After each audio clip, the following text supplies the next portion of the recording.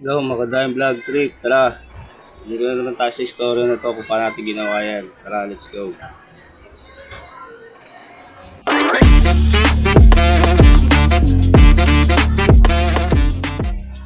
Bago yan, ano ba nga pala nangyari dyan? Bangus.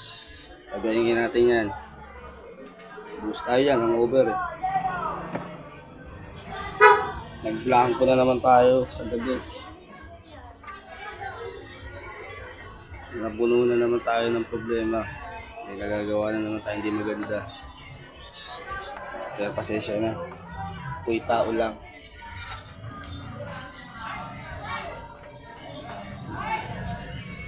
Kaya nilayin na natin yan. Napos na natin yung lahat para wala na silang masabi.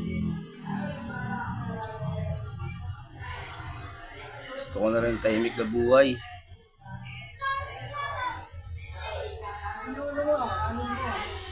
Obligasyon, bigay natin. Basta tahimik na buhay natin. Ayaw natin ng away. Ang mangyayari sa away-away na yun.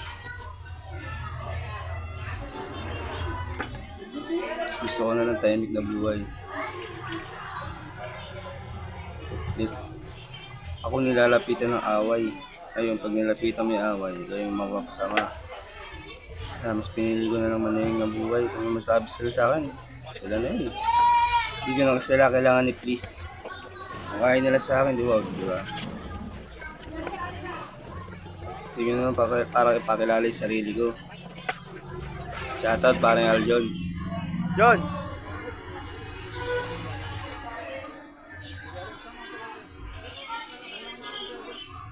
Ayan, parang nagulong niya pa. Minsan wala sa sarili kung magsalita eh. Kasi naiisip mo pa rin yung mga bagay-bagay na dapat di mo naman dapat iniisip eh. Minsan tulala, wala sa sarili. Minsan naisip ko na lang, wala pala akong burat, gano'n.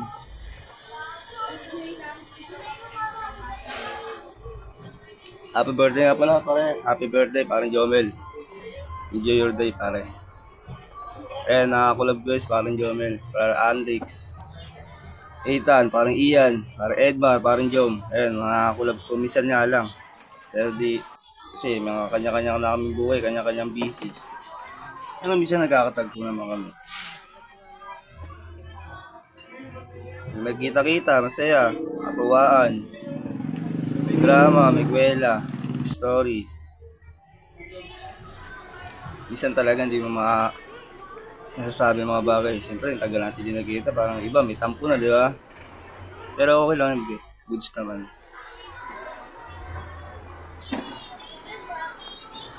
Ayun. Minsan, pag nagkita-kita, tatawa na lang. Shoutout, parang Darius. Oh. Shout out, bomba.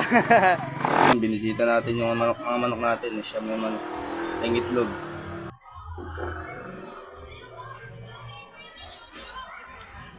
Ang para mga manok ko nananahimik ko.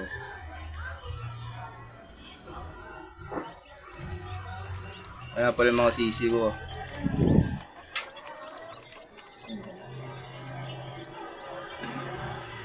At ayun nga pala, bumisita ako parang wala ka parang Emax, kasi parang game. Dyan. Nag-uusapan nila yung trophy nila nakuha.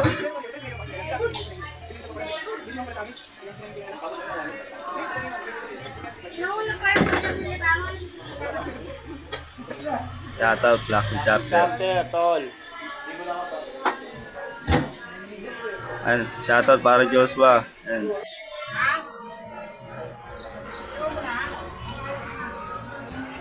Diyan kami kwentuhan.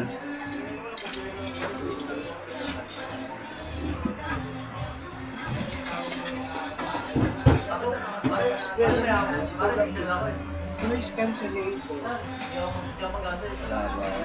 Reset siya. Kahit magingay yung background. Process mo lang. Shoutout parang Dwight. Hindi, okay lang yun. punta ka naman din. Kwentuhan, parang nakikipagkwentuhan lang din naman ako sa kanila eh. Kumbaga, ini-speak ko lang din yung story. Ganun.